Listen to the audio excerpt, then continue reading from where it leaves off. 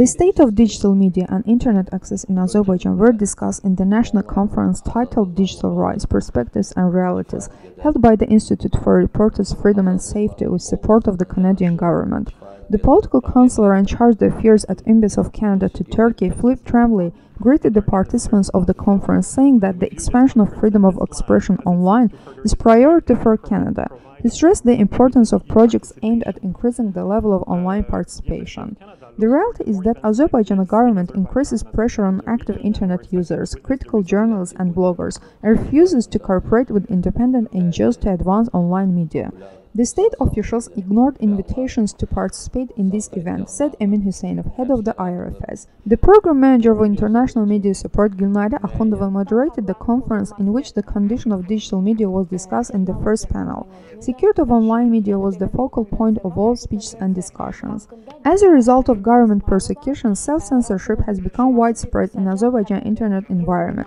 Imprisonment of journalists and bloggers on charges like possession of drugs or weapons is another factor, said IRFS lawyer Günay Ismailova, reminding the names of some active users who are currently in prison on false charges. According to the head of Channel 13, Anar Oruchov, online media is developing dynamically, bringing with itself more and more cyber crimes as well, and Azerbaijan government doesn't take any action against this. There is a growing trend in which traditional media uses internet to broadcast its contents. 70% of population uses internet, and this is a normal indicator, noted Deputy Chief of the Press Council Mushfiq Eleskerli.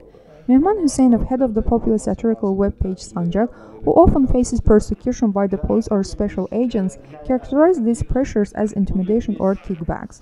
The second panel of the conference was moderated by Angel Nikoara, IRFS chief of the Party for New Media Project. Shrinking the free space is becoming a tendency in which the parliament of the country is also involved. Recently, the journalists and MPs were prohibited to use smartphones in the parliament building. This is violations of human rights, but unfortunately other government bodies take it as a model, said the speaker. The lawyer and media expert of IRFS, Elesker Mehmedli, said that the rights of users are massively violated in Azerbaijan because in many places, especially in regions, people are deprived of high-speed internet opportunities.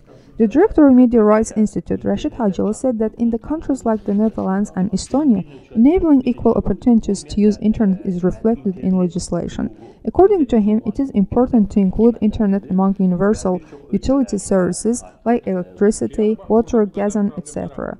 The chief of the Central Asian and Southern Caucasus Freedom of Expression Network, Azer Hasret, claimed that Azerbaijan is not behind the European countries in terms of the state of online media, whereas admitting restrictions on internet freedom.